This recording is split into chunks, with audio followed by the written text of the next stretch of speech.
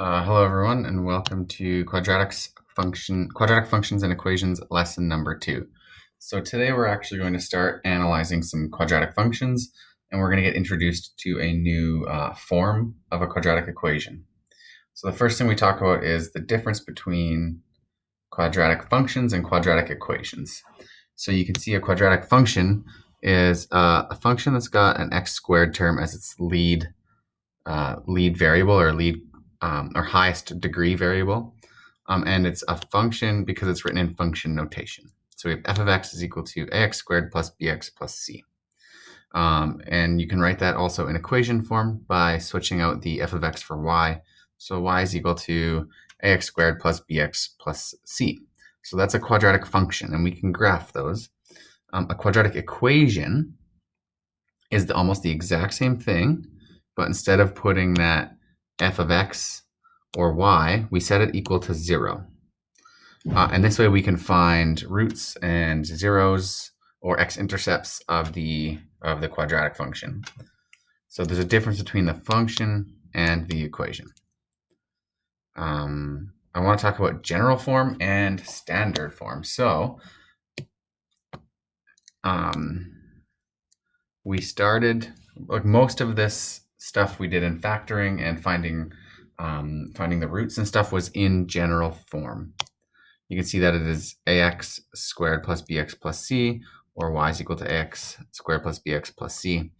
But we're actually going to start looking at standard form of quadratic equations or quadratic functions. And that is f of x is equal to a multiplied by x minus p squared plus q. And what we're going to do in this lesson is we are going to explore what each of those variables mean. So in this lesson, we're looking at what does the p represent and what does the q represent. And then in lesson 3, we'll be looking at what the a represents. Because the reason we look at standard form first is because it tells us more about the function. It tells us more about what's going on and allows us to graph it a little bit easier. So let's jump in. So the first thing I'm going to do is just analyze the graph of y is equal to x squared.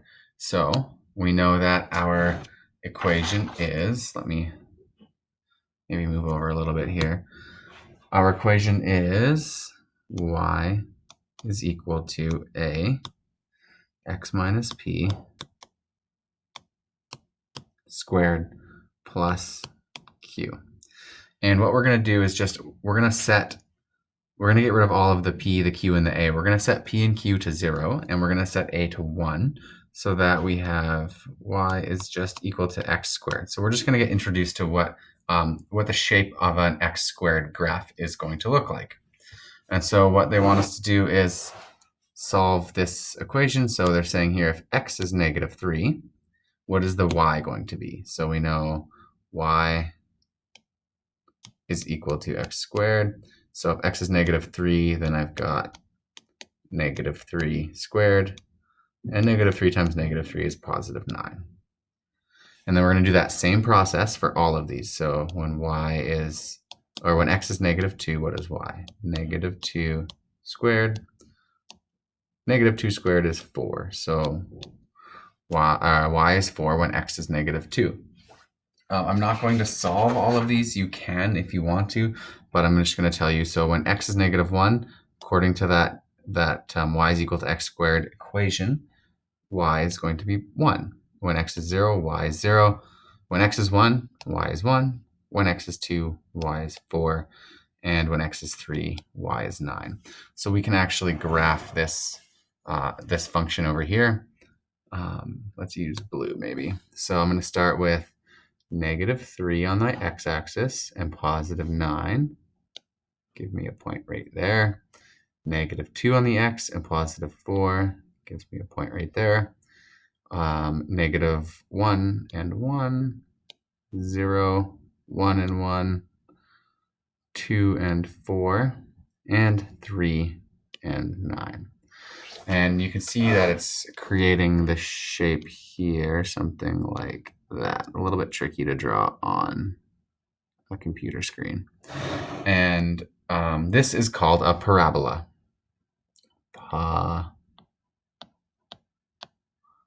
parabola.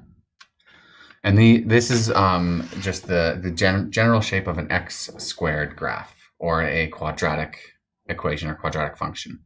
So there's a couple of things I want to talk about in terms of vocab. So the axis of symmetry is the mirror line which splits the parabola in half.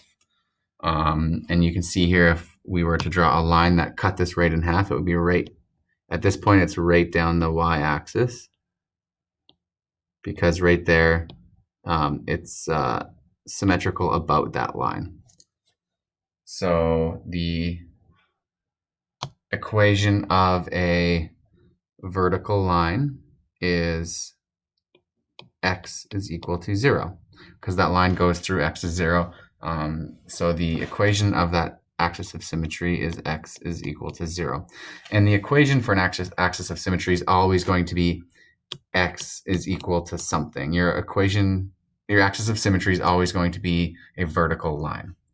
It should never be a horizontal line, because your graph wouldn't be a function if your parabola was turned on its side.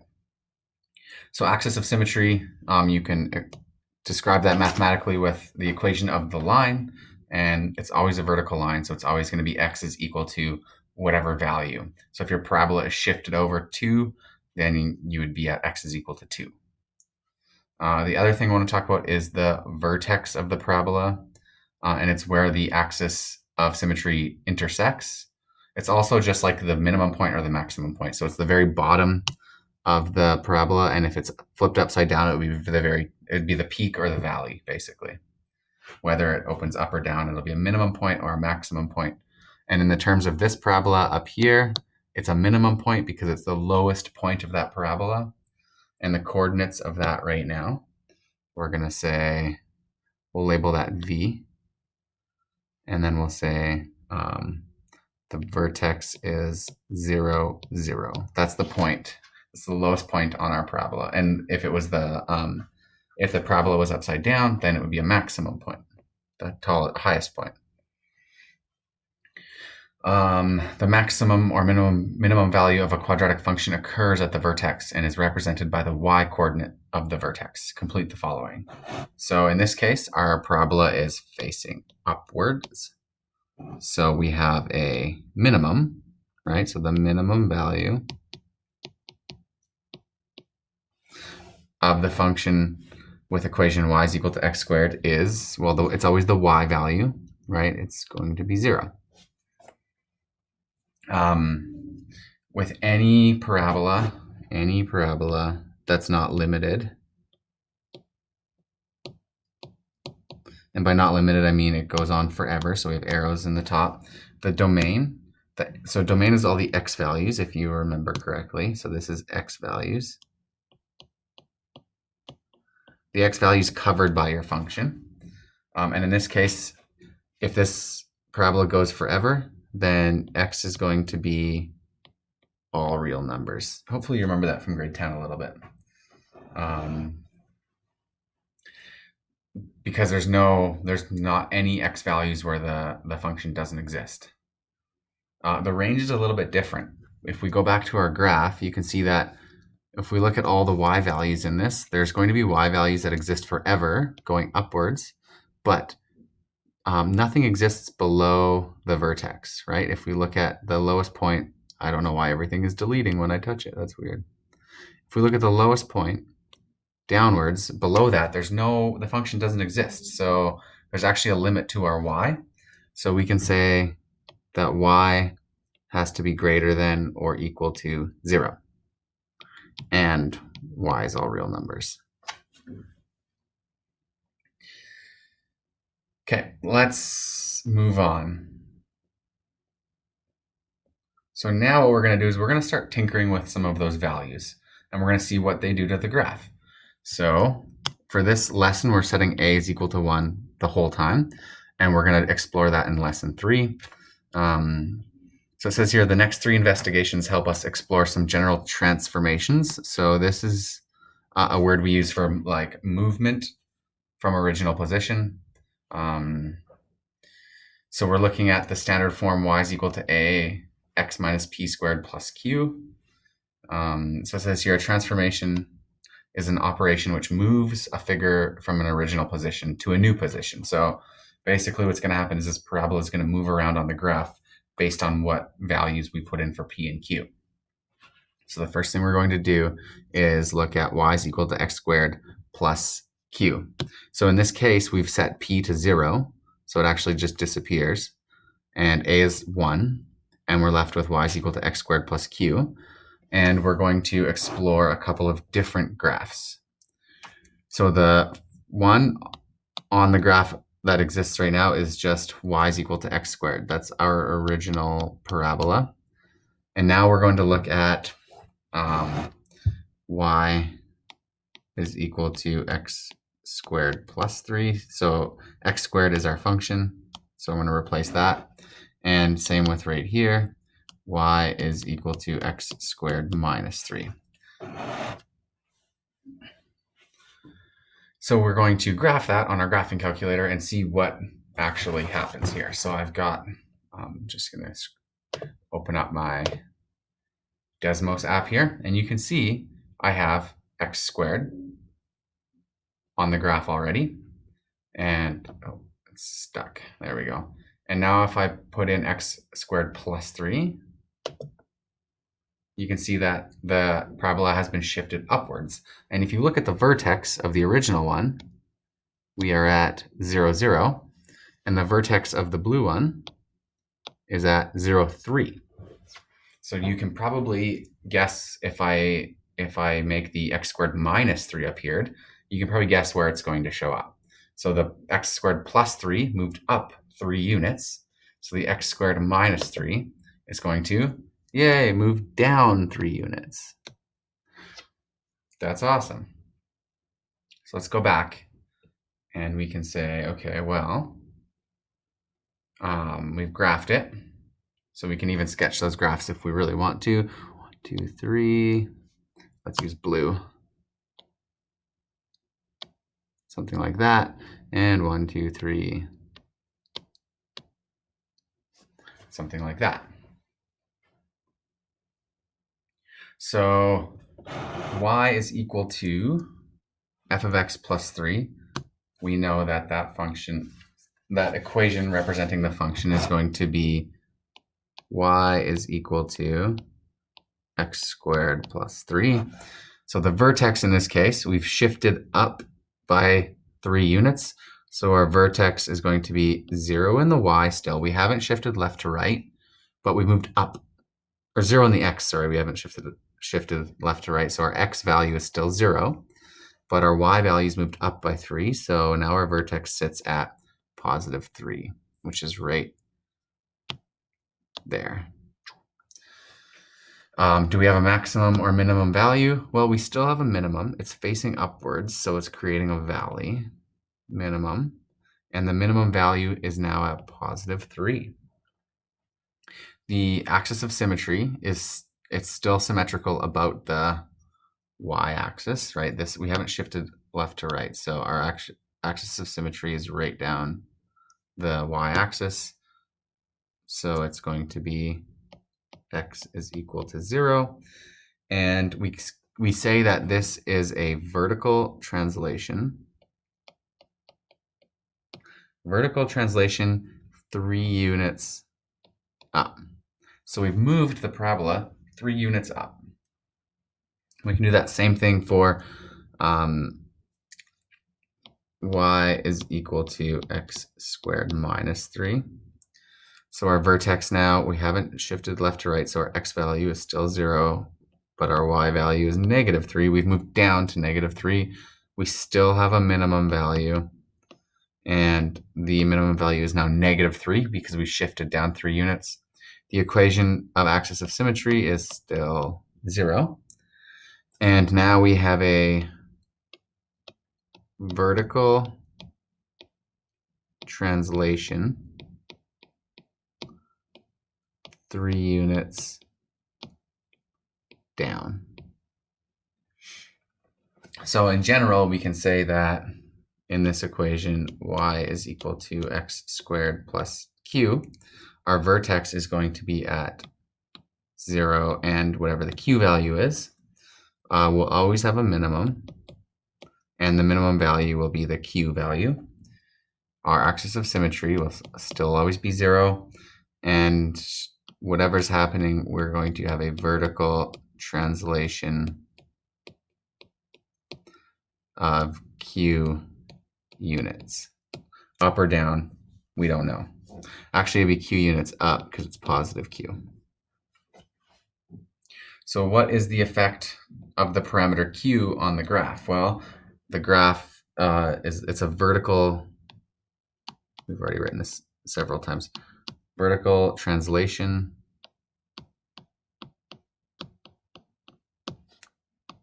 q units up. If that's a negative, then it's q units down. So compared to the graph of y is equal to x squared, the graph of y is equal to x squared plus q results in a, again, vertical translation or shift of q units. If q is greater than 1, the parabola moves up. So if q is positive, the parabola moves up. If q is negative, the parabola moves down. Awesome. We've got one investigation out of 3 done. They're going to be quick, I promise. Well, I can't promise that, but I think they're going to be quick. Now let's look at what happens when we change the p value. So in this case, we're going to set q to 0, and the a value is going to be 1. And it says here we've got the graph of y is equal to x squared on the graph, which it's the same as the last one. But now they're saying, okay, well, we're going to write y is equal to f of x plus 3. So wherever you see an x value, right here, we're going to plug in x plus 3. So that means that we're going to have y is equal to x plus 3 squared. And just be careful, in this case, the plus 3 is inside the square. That's different than the q value. You notice if I wrote q in the top one here, the q is outside of the square, but the p actually has the square value acting on it. And then in this case, we're going to have y is equal to x minus 3 squared. It says use the graphing calculator to sketch these on the grid. So let's have a look on the Desmos app here. So if you don't have the Desmos app, it's actually really handy. You can get it for your phone, totally free, and you can graph any of these things. So it's going to help a lot, especially if you want to double check answers and things like that. So I have x squared up there just as a reference. Now I'm going to click the button on x plus 3 squared. And you can see it shifted to the left 3 units, or negatively 3 units. And then, well, if I click that, you'll see, yeah, negative 3. And now if we have x minus 3, you can see that it shifted to the 3 to the right, or positive 3. So a little bit backwards. With the q value, when the q is negative, we shifted in the negative direction. But because in the equation we inherently have this negative here, we shift opposite directions. I know that sounds super weird, but you can also think of this as y is equal to x minus negative 3. If that helps you, that's a bracket. And then this one can be thought of as y is equal to x minus positive 3, bracket squared. So let's have a look here. We can sketch that if we want. 1, 2, 3. So there's going to be 1 right there. And that is y is equal to x minus 3 squared. And I have 1 right there. And this one is y is equal to x plus 3 squared. Let's fill in this chart. So on the y is equal to y is equal to x plus 3 squared. Our vertex has been shifted 3 units to the left. So our vertex is going to be -3 because now we're changing the x value, and 0. We still have a minimum point, and it's still just the y coordinate, which is 0. And our equation now is going to be, if you look at that value, our equation of axis of symmetry now is going to go down that line right there, which is at x is equal to -3. So in this case, we have a horizontal translation of 3 units left. And then in the y is equal to x minus 3 squared. Our vertex was shifted 3 units to the right, so it's at +3, 0. We have a minimum, and the y coordinate of our vertex is still 0, but our equation of the axis of symmetry is going to be +3. And this was also a horizontal translation, 3 units to the right. So in the general form of this, we will have the equation y is equal to x minus p squared. Our vertex is always going to be at p0. We'll get a minimum value at y0 because we're not shifting up or down, so it's always going, the y value is always going to be 0. But our equation of the axis of symmetry is going to be x is equal to whatever the p value is, and we'll always get a horizontal translation, p units to the right, or in the negative direction. It's like, it goes kind of the opposite of the way your brain would work, but we'll go over that in class a little bit more, and hopefully that helps. So with the value of p, we get a horizontal translation or shift. We should write shift because it's less. P units to the right. Again, we get a horizontal shift, and if p is less than 0 or negative, we move, or sorry, if p is greater than 0 or positive, I read my sign wrong, we move to the right.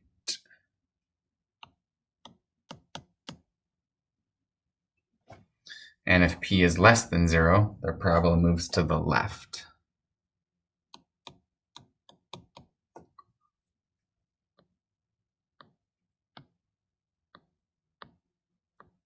Okay, investigation 3, now we're going to put it together.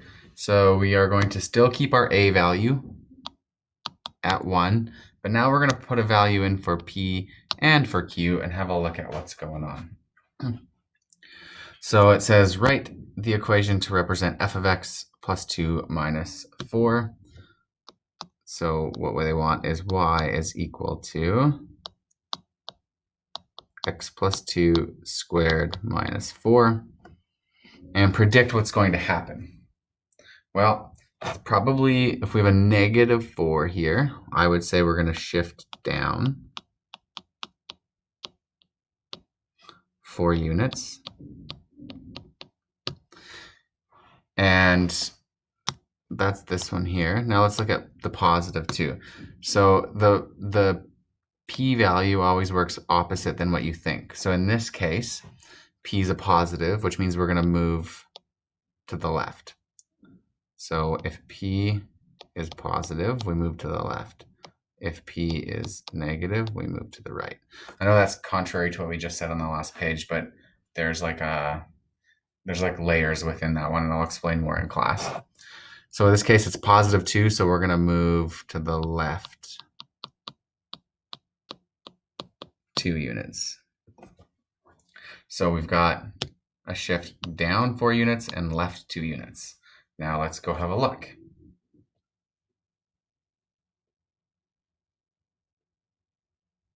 So I've got the equation here. So we are hoping that it's going to go down 4 units and to the left 2. So we should be expecting the vertex right around there. And you can see, perfect. We have it right there. So our equation is y is equal to x plus 2 squared minus 4. Our vertex now is going to be the x value was shifted over 2 to the left, so negative 2, and the y value was shifted down 4, so negative 4. We still have a minimum. We haven't flipped it over yet. The minimum value is the y coordinate of the vertex, which is negative 4. And the equation of axis of symmetry is at the x coordinate of the vertex, so negative 2. And now we've gone left 2 units and down 4 units. So now what I'm going to do is I'm going to skip this bottom one, and we're just going to go into a couple of problems here. So it says here, describe how the graphs of the following functions relate to the graph of y is equal to x squared. So we have a p-value here, no q-value, and it's going to be a shift of 10. And the p-value describes the left and right shift, or the horizontal shift. So we got to decide whether we're going left or right. In this case, it's positive. So intuitively, we think positive horizontally is this way. So it's opposite of that, right? If it's negative, it's going to shift to the right. So it's shift 10 units to the right. Here we have, the next one we have was y is equal to x squared plus 4. So in this case, we have our p-value is 0, and this is a q-value. And I know that because the squared doesn't act on it, right? In our equation, the q-value is on the outside, the squared doesn't act on it. So this is going to be a shift 4 units up. And then we have y is equal to plus 8 equals x minus 5 squared. So we want to get y by itself in these equations. So what I'm going to do is subtract 8 to both sides. That goes away. I'm left with y is equal to x minus 5 squared minus 8. So this is going to be a shift 8 down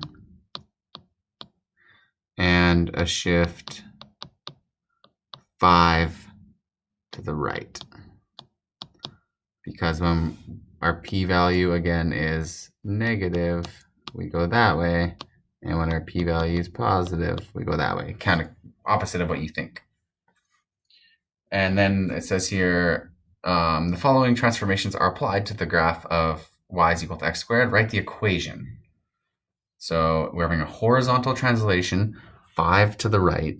So we're going 5 to the right, which is going to be negative 5. So we can say y is equal to, it's this is p, right? This is a p-value. So it's going to be inside our brackets, x minus 5 squared. Now we're going to do a translation of 6 units down and 4 units to the left. Well, it's easy enough to do the up and down one, so I'll just leave that for now. So it's 6 units down, which is going to be negative 6. Now we're going 4 units left. So we're going 4 units towards the negative, so that makes this a positive value. Y plus 4 squared minus 6. That's where I'm going to stop it for today. So hopefully this makes sense. We'll definitely go over it in class, and we'll get Desmos on our phones, and we'll go from there. Thanks for watching. Don't forget to like and subscribe.